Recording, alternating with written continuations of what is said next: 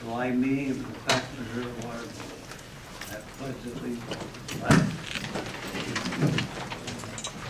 pledge allegiance to the flag of the United States of America and to the republic for which it stands, one nation under God, indivisible, with liberty and justice for all.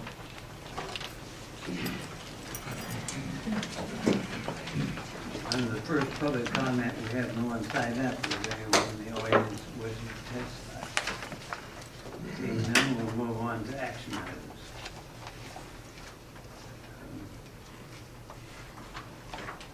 We get sworn at. Yes, we get sworn at now.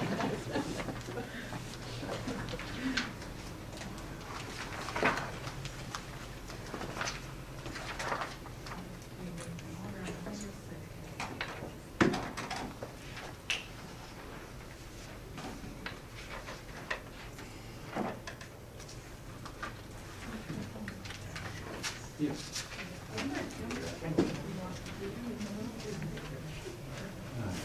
This is fine. You can go up.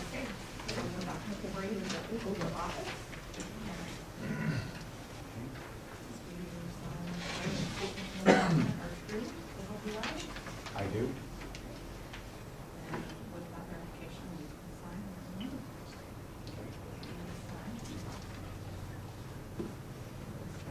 Here.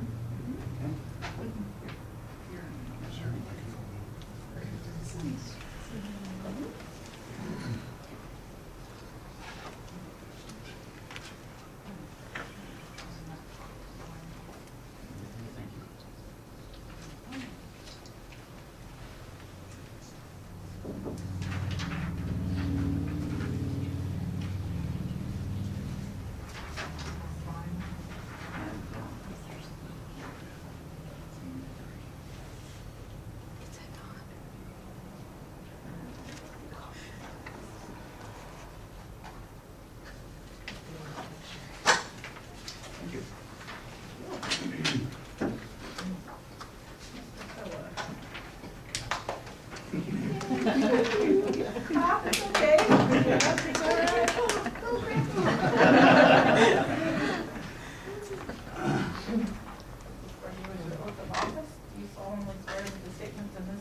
Document are true, so help you God.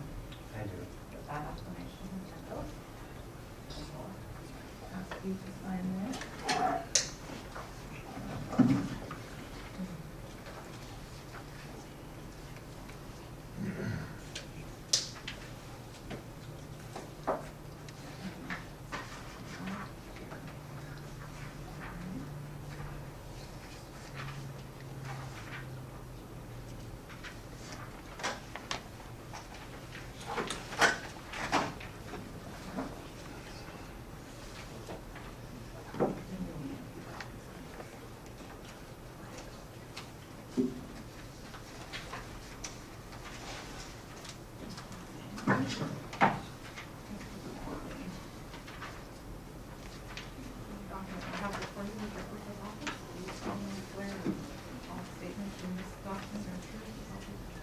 Yes, I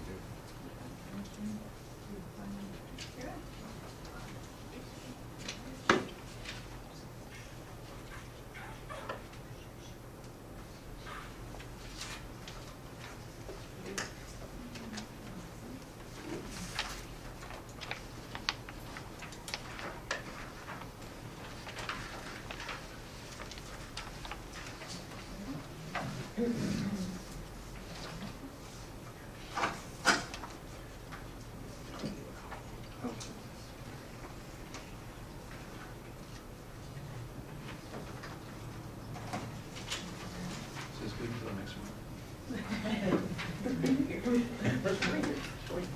Next item. I'm sorry. You want to say something? No, sir. Next action item is electing the board officer.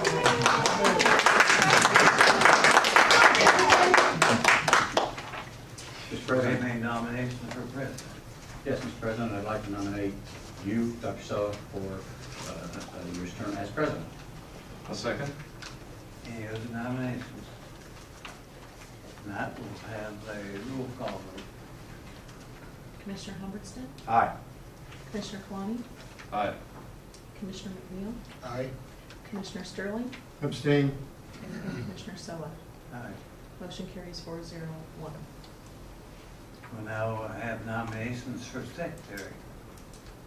I'd like to nominate Ken Humberston as secretary of the commission. Second that. Any other nominations? Now we'll have a roll call vote. Commissioner Humbertson, Aye. Commissioner Kalani, Aye. Commissioner McNeil, Aye. Commissioner Sterling, Abstain. and Commissioner Soa. Aye. Motion carries 4-0-1. We'll now have the nominations open for treasurer. Do we have any nominations? Mr. President, I'd like to nominate Hugh Kalani for treasurer. Do we have a second? I second. Any other nominations? Now we'll have a roll call vote. Commissioner Humbertson, Aye. Commissioner Kalani, Aye. Commissioner McNeil, Aye. Commissioner Sterling, Abstain. Commissioner Soa. Aye. Motion carries 4-0-1. The next action item is commissioner assignment. We'll delay this until all the board members have given me the assignments that they wish to have.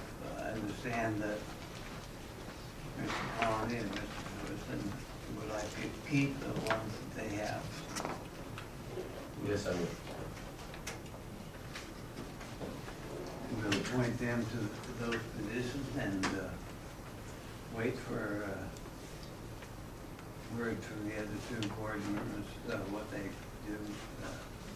want to do. Item number 6, under action item, consider recurring payments. Good evening, Carol Bird, CFO of the Department of Food and Water, and this evening I'm presenting a recommendation for a motion on the recurring payments for the upcoming fiscal year, the current fiscal year.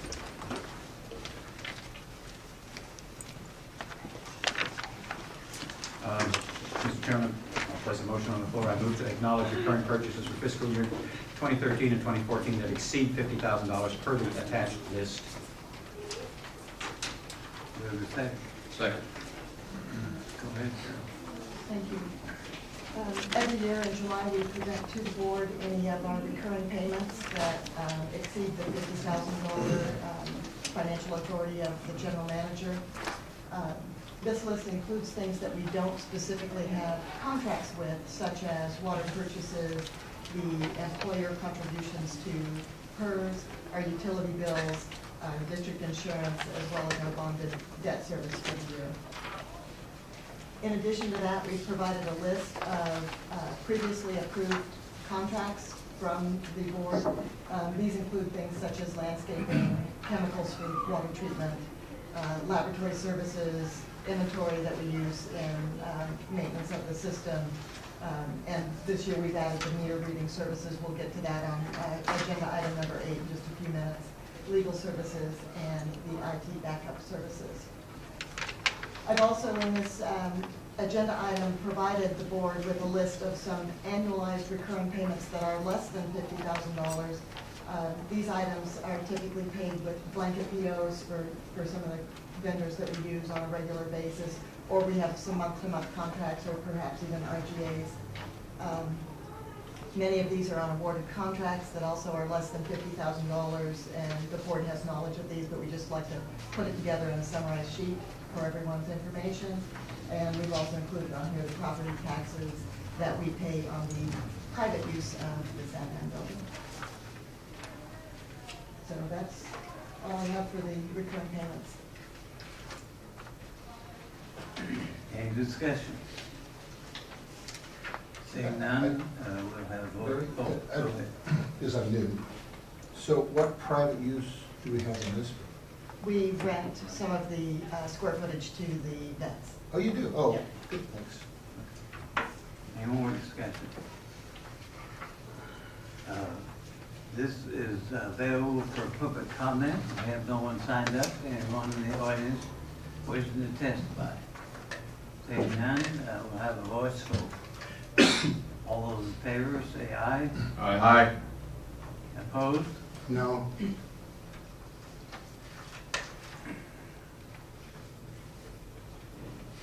We'll now convene the local contract review board.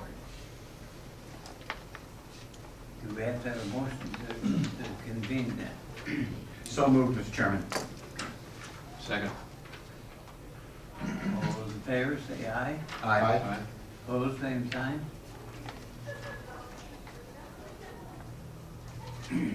Number 7, consider contract amendment. Carol? Yes, this is to increase the dollar amount on the Polar Systems contract. What we are asking for is to increase the data storage capacity. We've reduced the number of servers within our system. However, the actual amount of data has been growing, and so we need more space in the backup and recovery area. Do we have a motion? I'll move to approve the Polar Systems contract amendment as presented. Second. I have questions, Mr. Chairman. Any questions? Go ahead. Is this, how many years have we been with this company? If you happen to know, approximately. Longer than I've been here, so I would say 4 or 5. Okay. And do you regularly go out and look and see if there's another company that could provide us the same service for less money? We did do that fairly recently, and we were unable to find anybody that could provide all of the services that Polar provides for us at that price. Thank you. Any more discussion? If not, we'll have a voice vote. All those in favor say aye. Aye. Opposed? No. Item number 8, consider contract award. Carol?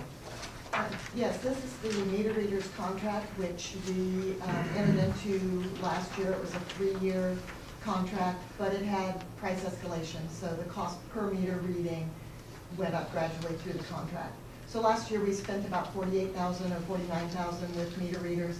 This year, at the new rate, we estimate the cost to be just over $50,000, so we're bringing this to the board for their approval of the contract at the higher rate. Thank you. I have a motion. Move to approve. Second. Any discussion? Notice that it went up 1 cent. Yes, 1 cent per meter. Thank you. Gas did more than that yesterday. Yes, that's right. Gas did that more than that yesterday. Any more discussion? If not, we'll have a voice vote. All those in favor say aye. Aye. Opposed?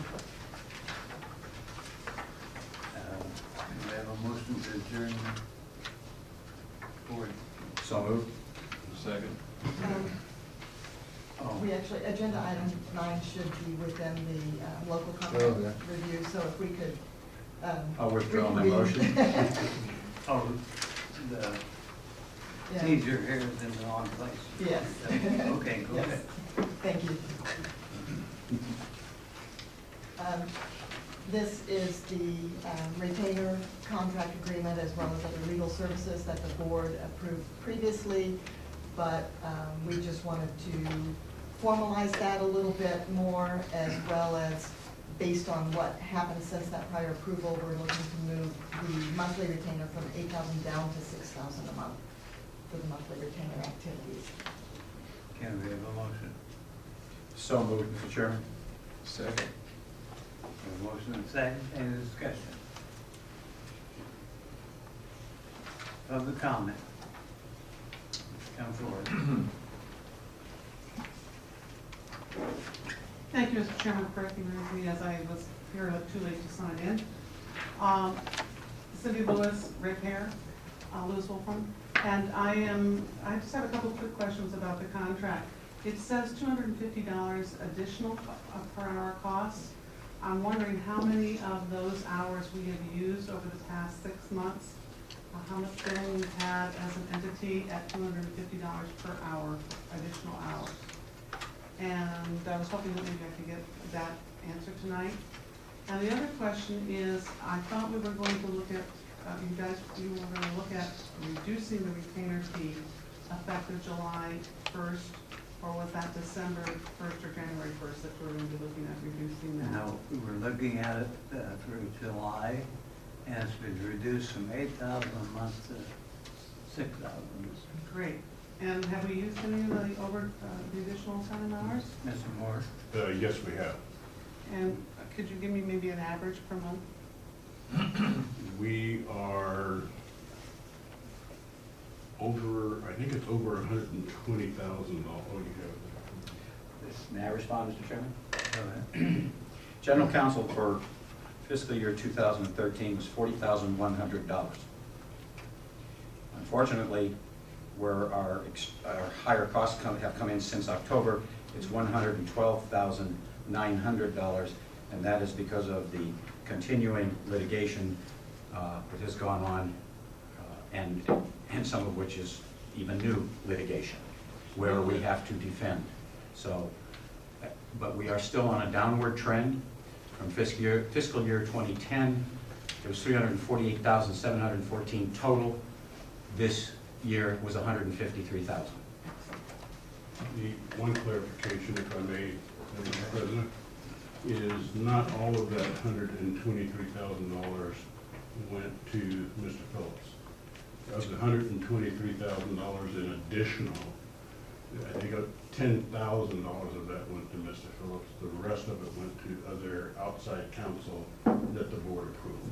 So I just want to make that clear.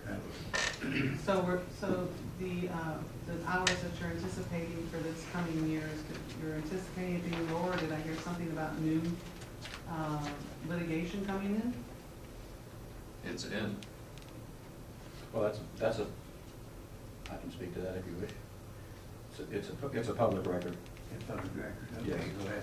Yes, the former commissioner and candidate has filed a lawsuit regarding the election, which the district will have to intervene on, and as I understand as of today, the county intends to intervene also.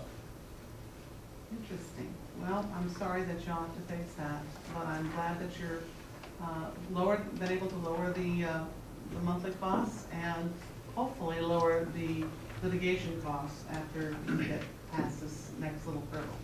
Thank you. Any more discussion? Seeing none, we'll have a voice vote. All those in favor say aye. Aye. Aye. Opposed? No. Okay, we'll go on to number 10. Excuse me, Chair. Mr. Chairman, now I will move to adjourn the contract review board. Okay. This is where it happens. Okay. Yes, sir. Second. All those in favor say aye. Aye. Aye. Opposed, same sign. Okay.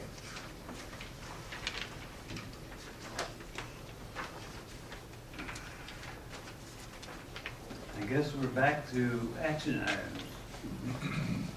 Second reading and adoption of ordinance 01-2013, Riverside Park.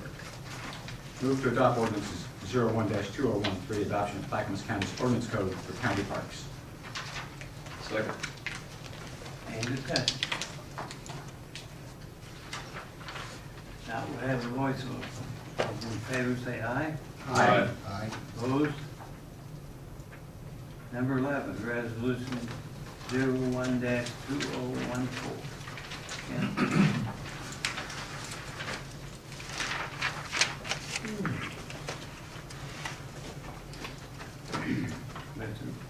This proposal for title, read by title. Mr. Chairman, I move to let's see, how do I want to phrase that? Move the first reading be by title only for board policy 012-, excuse me,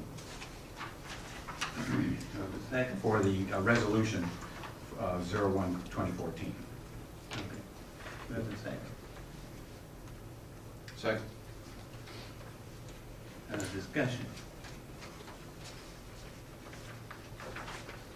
Well, I think We had a work session, I think it was last week, when we looked at these proposed amendment policies. And so now we're having a first reading. In 28 days, we'll have a second reading and final passage, if that's what discussion? Seeing none, we'll have a roll call vote on this. Commissioner Humbertson? Aye. Commissioner Kwame? Aye. Commissioner McNeil? Aye. Commissioner Sterling? No. And Commissioner Sullivan? Aye. Motion carries 4-1. Number 12. Once again, I move to have a first reading by title only of the amending of board policy, section 2 bylaws of the board. Second. Mr. Moore, do we have to, after this motion, then read it, or the reading is already in the motion? Well, I would recommend for the record that we read the title. That's what it means, whatever you, what title. If you would like me to do that. Resolution 02-2014, a resolution amending Clackamas County River Board policies, bylaws of the board, section 2, whereas a regular meeting was called by the Board of Commissioners of Clackamas River Water District on July 11, 2013, and whereas pursuant to the provisions of ORS 192-640, notice of said regular meeting and the purpose thereof was given by email, Clackamas River Water website, and/or telephone to the members of the governing body, the news media, which have requested notice, and the general public in accordance with the requirements of said statute. And whereas, after consideration, the Board of Commissioners finds that Clackamas River Water Board Policy, Section 2 bylaws of the board establishing governance for the board, now therefore be it resolved by the Board of Commissioners of Clackamas River Water that Clackamas River Water Board Policy bylaws of the board, Section 2 is amended to read. Any discussion? If not, we'll have a roll call vote.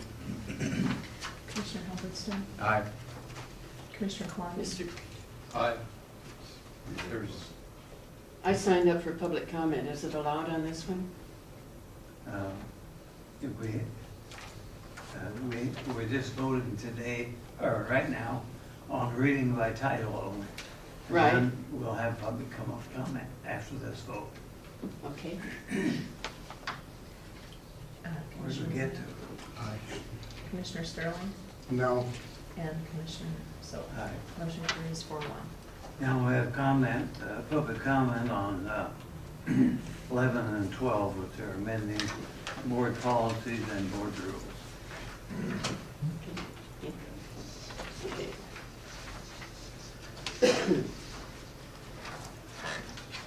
Barbara Kemper, ratepayer.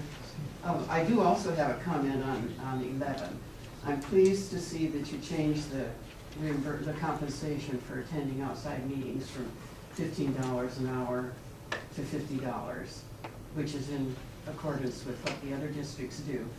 And when I was a commissioner, I set aside, the time to go to meetings, and I might get to a meeting and find that, whoops, they canceled it at the last minute, or it was a 12-minute meeting. That's kind of ridiculous. And so I'm glad, I congratulate you on having the courage to do this. My other question was on 12, and it was on 2.9B in regard to executive session minutes. 6 years, this is in contrast to what CRW has been doing since 2007. And I was out of town when we had work sessions, so I don't know what the discussion was on that. But we had been advised at that point by a legal firm to not have written minutes of executive sessions. And do you have another opinion on that now? So that's why you're doing this and having written minutes? Mr. Moore? Mr. President and Ms. Kemper, that is not an issue that has been raised or brought to my attention. I do know personally that executive session minutes don't have to be in writing. That's really an option of the board. And that is something that we might, or the board might consider changing prior to the session. if the board deems appropriate. But to answer to your question, no, we'd not have been advised of that. So it's not an issue that's been really looked at in, okay? That's correct. Might be worth looking at. Thank you. We're public to these rule changes. If there's anyone that wants to testify, they can at the next meeting also. Pat, you have.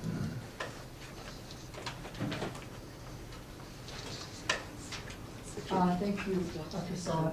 Patricia Holloway, ratepayer. What? I do believe that Yeah, you're on talking. agenda item 11, Write it down. although there was a motion to read it by title only, the title was not read. Thank you. We'll get to that. Thanks. Any more questions or comments? Anyone else from the audience? Okay, we'll back up one to 11 and read it by title only.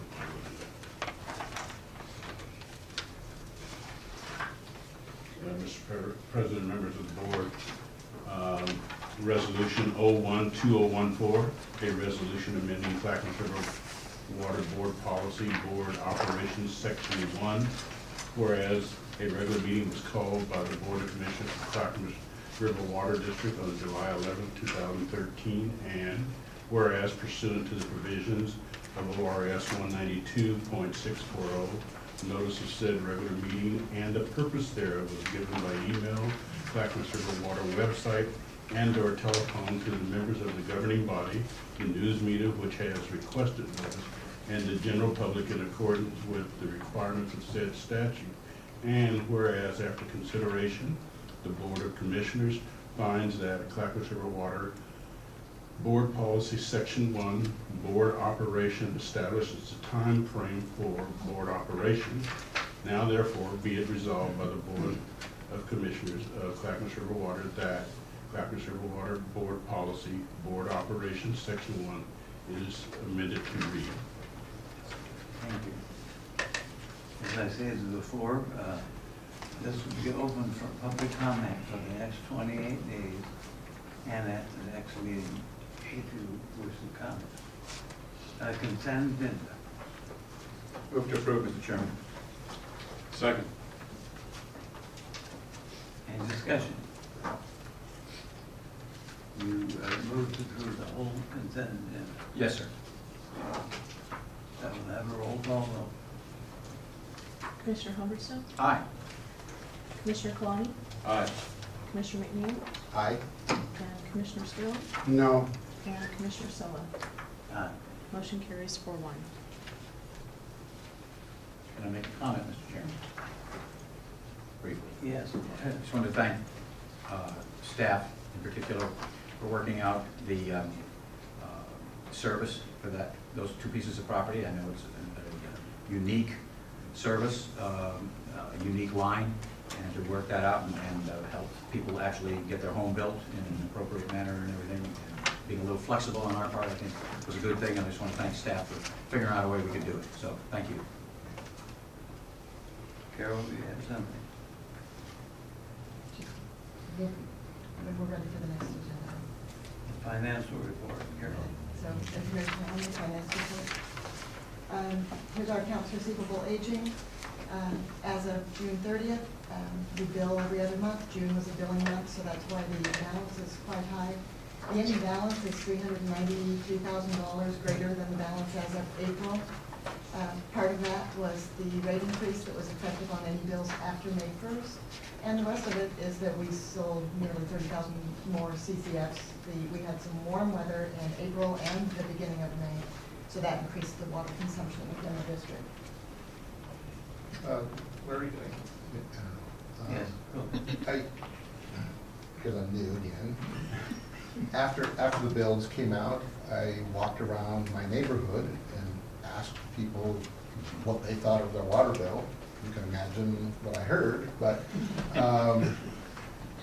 and I explained to them that we had tried to communicate as best we can, you know, that the rate increase was going to happen. In fact, I did that in advance, and I think it was the fact that it had been warmer and drier that compounded the bills that people saw. And I think,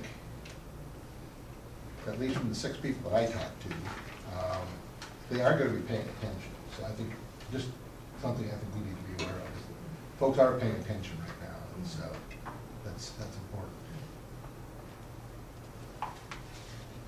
Carol? And I can tell you that my staff in the front office, we've been receiving lots of calls, and many of the customers are seeing increased usage in this time period, which is earlier in the year than they normally see it. But we've also talked with the customers about the rate increase. And ideally, with the April bills, we would have sent out an additional reminder notice that this was coming. And we did not do that at the time because we were still talking prior to the budget and talking with FCS on the rate setting, and did not know if the board was going to stay where we were or do something different. So we felt it wouldn't be appropriate to send out something that might not be the factual information. And then the current bills had some significant attachments with them already. We ended up having, I think, 3 inserts with the bill, and so there just wasn't quite room to put one more thing in the bill. So in the future, I believe that we will do a much better job of telling our customers and reminding our customers and telling them again, so that they're not surprised.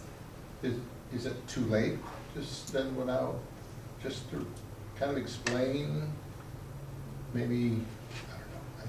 I just think it's really important that we talk to our ratepayers about why things are the way they are. Just a real simple fact sheet, you know, we know that the water rates have gone up, and here's why, you know. And I think if you articulate that to the ratepayers, some of them go, I mean, most of them are fairly reasonable. They go, yeah, they know that costs are going up. And I think if we are upfront with that, and the sooner, as transparent as we can be with that, is important.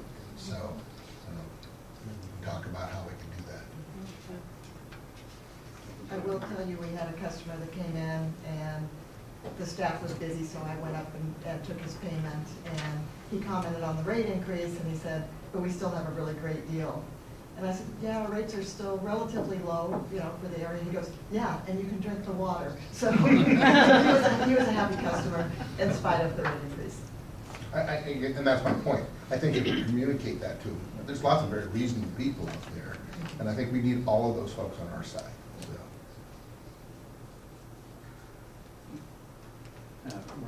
We're planning on having a work session July 23rd? 24th. 24th. Yes. We can talk about that, about what we want to be sent out, I'll send something to you. educating the customers. I'll be out of town, but we talked Well, you're going to be out but there. I'll get some information so you guys have my side. Yeah. Go ahead, Carol. So now for the cash and investment as of June 30th, the combined general checking and the local government investment pool, we have $7.8 million. Again, you'll see in our cash flows that we have the high months and the low months. So this was through the end of June. We just billed in June, so the balance will be going up again. So now looking at our revenue, and I've created these charts. You've got the actual financials in front of you in your board packet, but I've created these charts so you can see a comparison over time. And you can see, again, that water revenue is essentially our only source of revenue, or certainly the by far largest source of revenue, and that the fiscal 2013 revenue is higher than it has been in the past. Again, this year we sold more water, and this includes the rate increase from last year. Now looking at 11 months worth of comparative expenditure items, you can see that fiscal year 2013 is a little bit lower than 2012. It's right in line with 2011. So we've done a good job of holding expenditures and trying to keep things in control. Here's a chart showing the numbers. I think the pictures kind of show it just as well, but here's showing the numbers, and this is comparing prior year with the current year. And we are pretty well in line. We should be at 91.67, but again, we bill every other month, so when we have our June billing reflected in here, we will be we will exceed our budget targets. We did, conservative budget targets. And within all three of the expenditure appropriation categories, we should come in under budget. And I'd be happy to address any questions that anyone has for me. Patrick? Could I get you to look at page AG 13C, page 3, and just for the benefit of the ratepayers, briefly explain where the $1 million came from that was transferred in the first column? Give it a review. Yes, I would be happy to. That $1 million, actually, we didn't transfer $1 million. We've transferred $732,565 because after we kind of settled the last year's bills, we realized that that was all we needed. But that came from the rate stabilization fund, and that was to ensure our debt coverage for fiscal year 2012. And so by utilizing that $732,000, we were able to meet our debt covenants, which is the coverage that we're required to have, 1.25 times our debt service for the year. As we complete this year, we have no budgeted plan, no plans at all for transferring money from rate stabilization. We will meet the debt covenants without any transfers. Thank you. And come in under budget. Yeah, Commissioner, so with the increase in construction, have we seen SDCs coming in? This has been an interesting week. We've collected SDCs on 4 new projects this week. These are all single-family homes, 3/4-inch meters. In the past few years, 4 a quarter was a lot, and so 4 in 1 week is quite good news as far as the economic recovery in the area.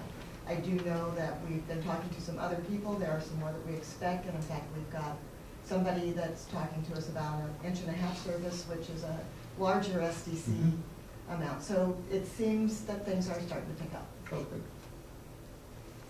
Just a question, there's a large residential development going in across the road to me.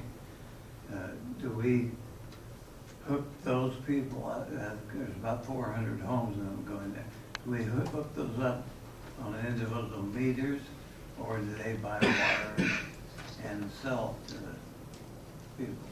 If it is single-family homes in our district, it would be individual meters per home with system development charges for each one. Thank you. Any more comments?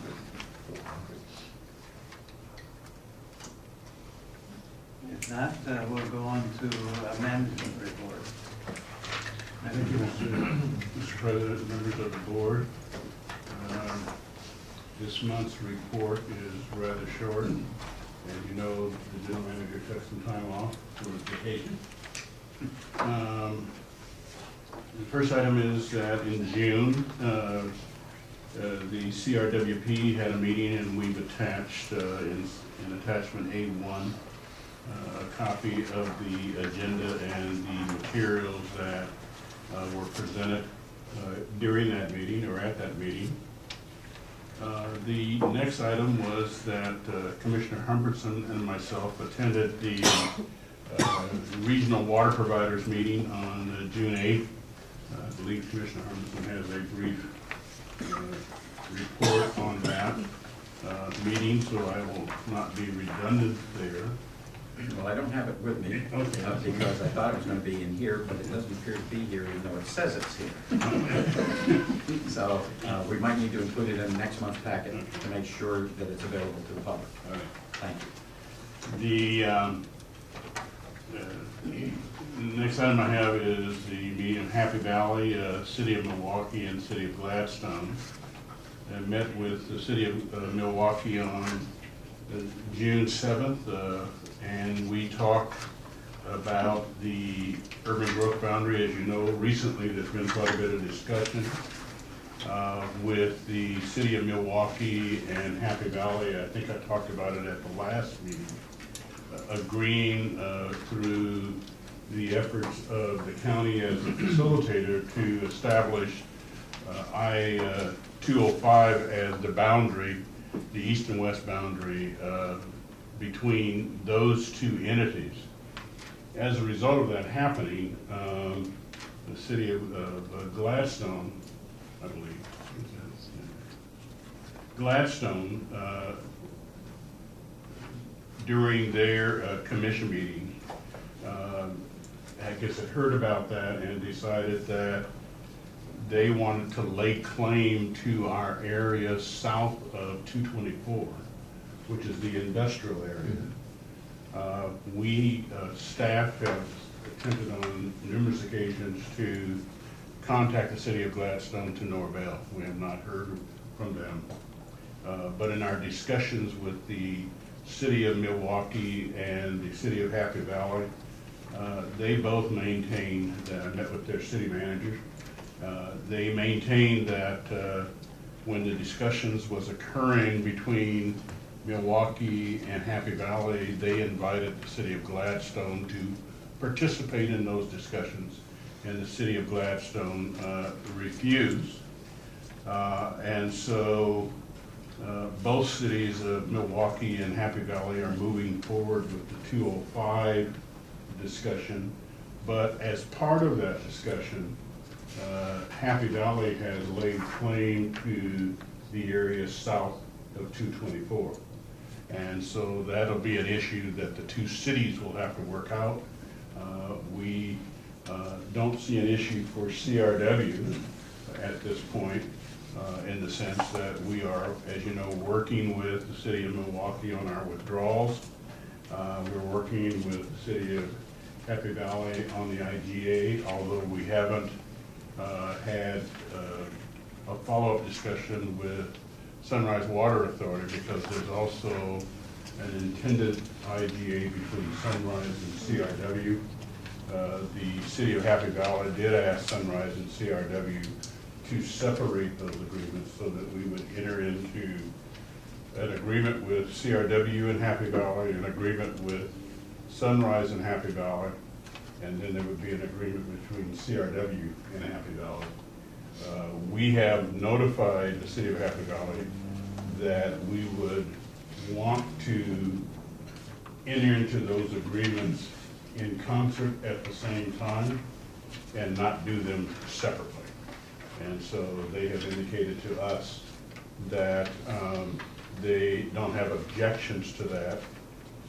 There was an issue when we talked about this before, where the city of Happy Valley was maintaining that they wanted to, well, it was kind of conditional is the way it came out, that they wanted to collect CRW's SDCs for us. We essentially explained to them that that was a non-starter, that it wasn't going to happen.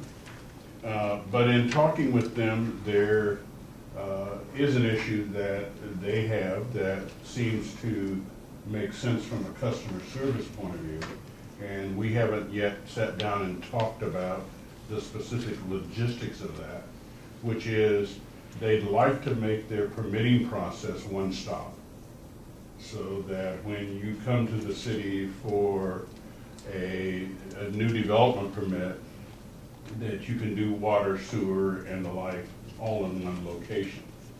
So I said we'd be more than willing to talk about that, but the idea of them collecting our SDCs and then charging us, I think they were proposing a 5 or 10% administration fee, was, Christmas only happens once a year, and it doesn't start at CRW, so that's kind of a non-starter for us. And so we are making progress in those discussions, and now it's just a matter of getting all the parties together and obviously running this and reviewing this information with the board, so that, because those agreements would have to be approved by all the boards in order for those to work.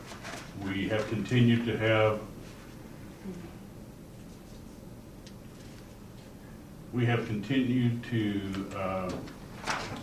have discussions with the city of Oregon City. Those discussions seem to be working well, and as you know, there is a request by Oregon City that we join hands with them in a joint, I guess you would call it a hydraulic study or an engineering study between CRW and Oregon City. And that is a prelude to discussions about where the service areas should be based upon the hydraulics of both districts and the functioning of both districts. We've budgeted money for that, and we've told them that we would do that. We do know that they're making progress on that because they've contacted South Fork. And they've asked South Fork to pony up half of their half. So we'll see how that works. And I haven't heard any objections from South Fork. During those discussions, the Carver Bridge came up. It seems like that discussion is making South Fork pretty nervous in the sense that they, I think, had represented to Oregon City that, first of all, we were supplying more water, using more water on the south side than we really are. Secondly, that they see this as a significant revenue loss for them. We have committed to providing kind of a one-page summary, I think, it probably shouldn't be more than that, that will basically share with them what our plans are, probably the next 5 years. We've also, in that meeting, Sunrise met with us, with Oregon, with South Fork, and we advised them that we were going to be tapping into Sunrise's lines so that we could wet the pipe for purposes of testing the pipe that we're putting across the Carver Bridge.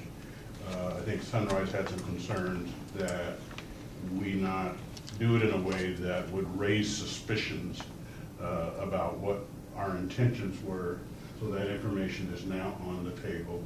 I think it was a good meeting.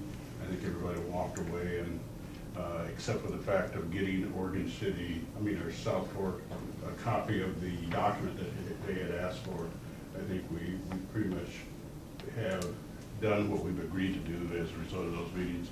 And I know that our engineering staff is continuing to meet with Oregon City's engineering staff to work out the additions on things like the annexations issues, and we're working with Milwaukee doing likewise.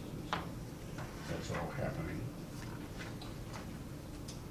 The next thing that occurred on the 19th, as you know, we had an executive session, and the purpose of that was to discuss litigation.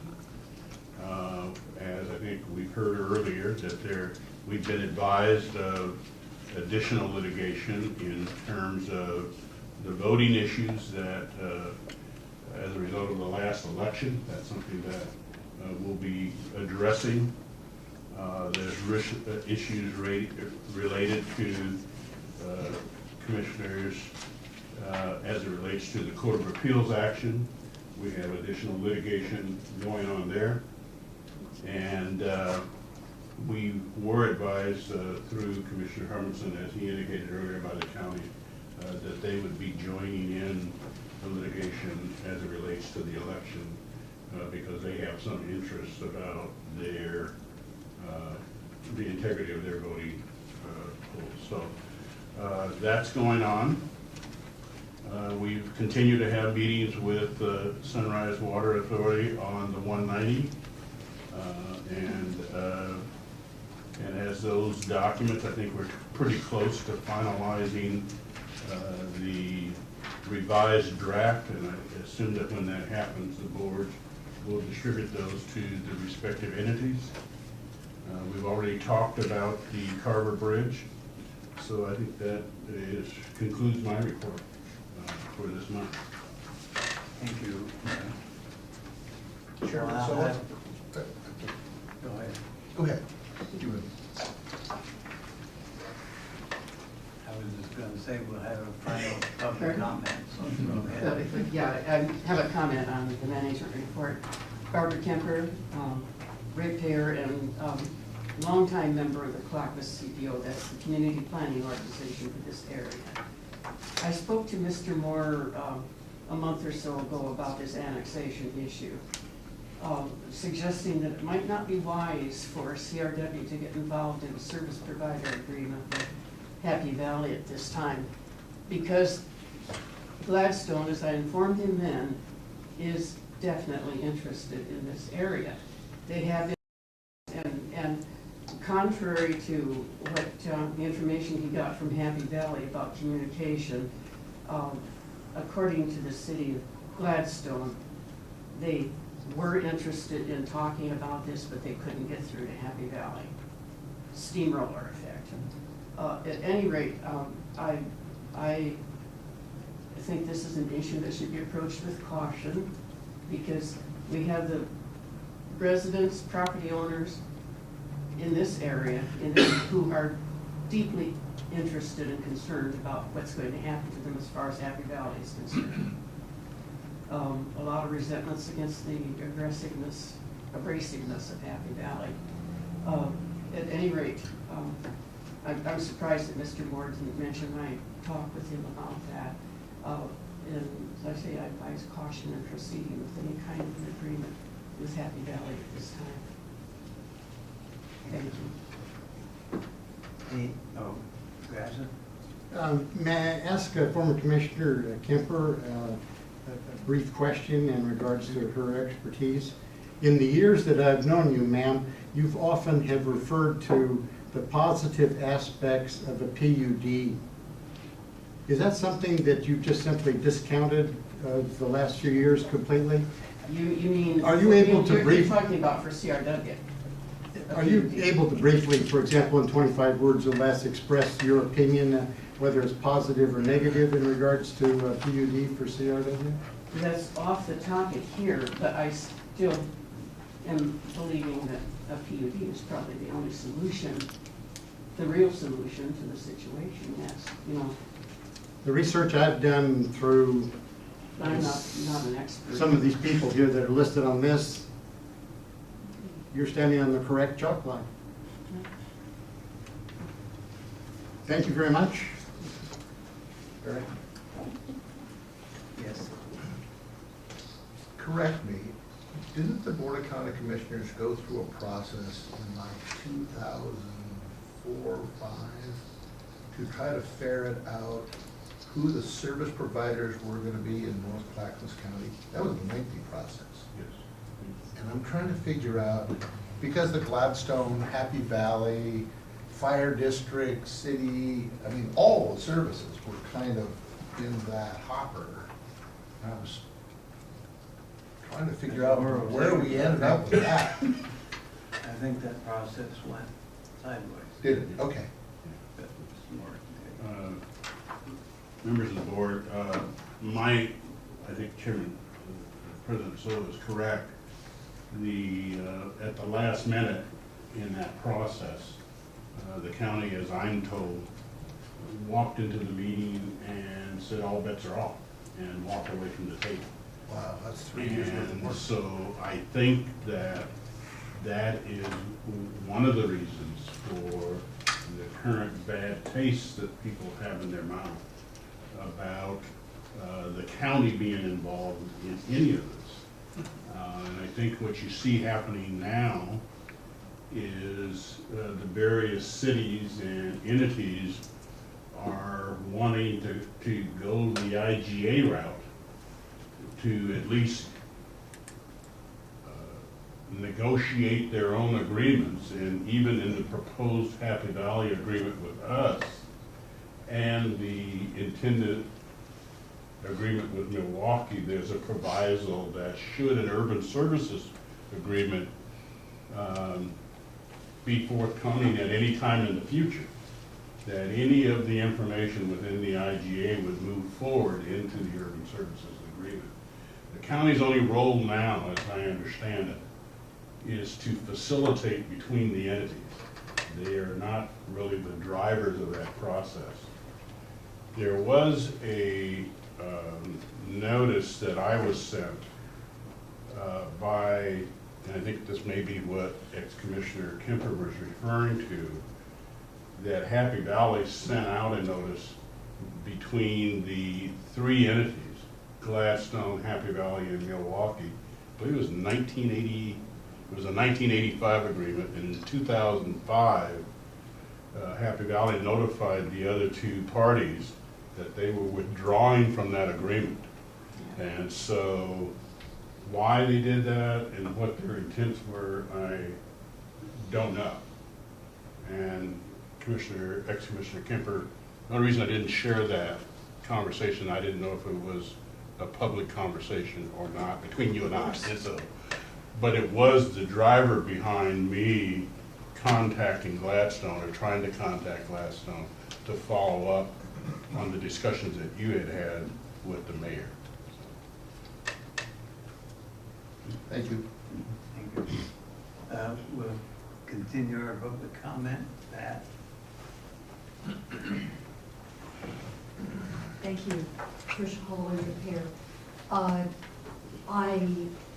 The information about, I guess it was the 1985 agreement that Happy Valley withdrew from in 2005 is public information that's been around for a long time. As I understand it from the meetings I attended in my CPO capacity, in which Barbara Kemper was there and several other CPO chairs, Clackamas County does not have any legal authority to control where these cities go.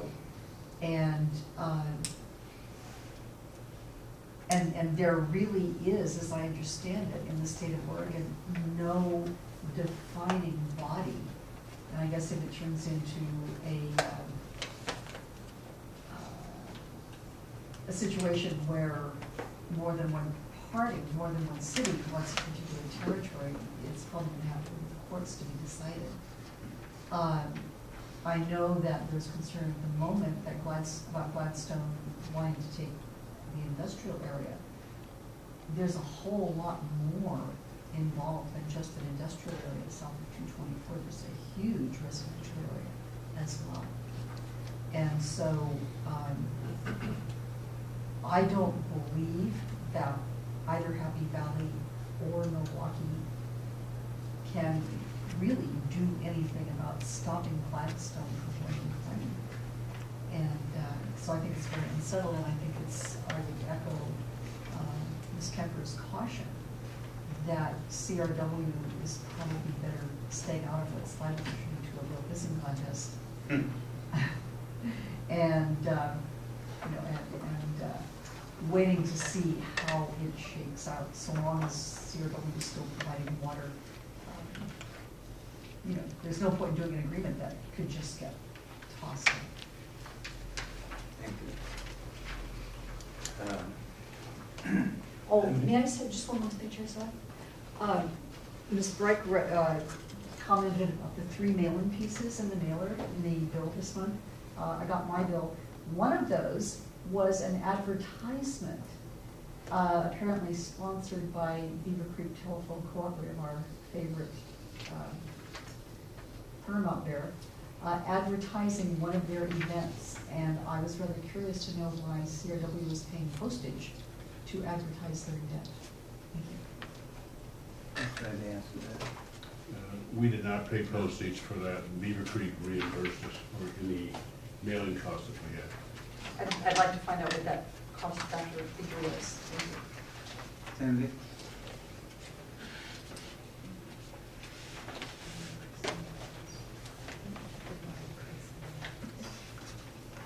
Thank you, Chair. Cindy Lewis from right here, Milwaukee. I wanted to ask if you could give a defining a number or title to the litigation that just came down or was recently developed. Being as there was a recent recall election that was held that concerned a lot of litigation that was coming towards CRW in the past, I know that this is going to be of interest to several thousand people in the district. And I would like to be able to get enough material so when the phone calls start coming, because of that interest, I have the information available to relay to them. So if you could share that, I would appreciate it. And also, I wasn't sure if I heard correctly, but there was a current commissioner on that litigation as well. I would assume that would be the commissioner that ran that is currently serving, but I want to be clear about who it is that's there so that I don't misspeak when I talk to the folks who are watching this very carefully. Mr. Chairman? Again? It is a public document, is my understanding when it's... Any litigation is a public document. The individual who's filed the case is Warren Mitchell. Just Warren Mitchell. Warren The Mitchell. case number is CV 130607031. CV 13130607031. Correct. Thank you. Anyone else in the public? Grafton, go ahead. This is extremely important. Some of the questions that have been brought up this evening are going to be answered by the board's attendants.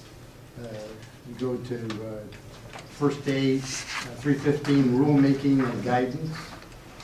Anything that Mr. Click is going to, Glick or Click, whatever he allows me to mispronounce it, put together is really truthful, applicable, and can be taken as gospel truth when it does. And the other issue then, on the last day, municipal water right update and developments.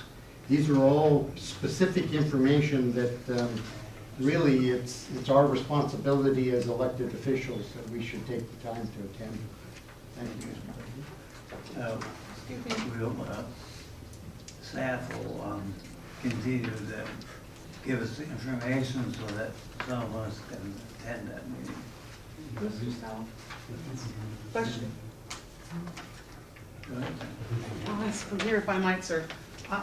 When one of you holds up something and says, this is important, could someone give us the title of what's going on so we understand what's being talked about? It's the Oregon Water Law Conference. It just came out this week. I think we advised the board of it. It's November 7th and 8th of 2013 in Portland, Oregon. It's the 22nd Water Law Conference. I think some prior board members have attended this particular session, and I think as Commissioner Sterling indicated, Mr. Glick is probably one of the more knowledgeable attorneys in the area of water law, probably in the Northwest, not just in Oregon. So. Thank you. And the commission reports, continue to get your reports in on a timely manner when you attend the meeting. And be sure you get your expenditure report in so that you don't violate the new policy that we might institute next time. So let's get those reports in. Ian, your final comment. Well, I guess my final comment simply to reiterate, we've made a lot of progress over the last 8 months, 9 months, since October in any case, in reducing a lot of our legal costs. But unfortunately, there's a portion of them that remain very high as a result of litigation. I would hope that we could finally put the litigation to an end. I think it serves no purpose. It distracts from what we really need to be doing, which is planning for the infrastructure future of the district. The sooner this sort of thing ends, we can actually focus on our role as policymakers and setting our overall goals and objectives for the district. The better off the district will be and our ratepayers will be, sir. That's all I have. With that, we adjourn the meeting.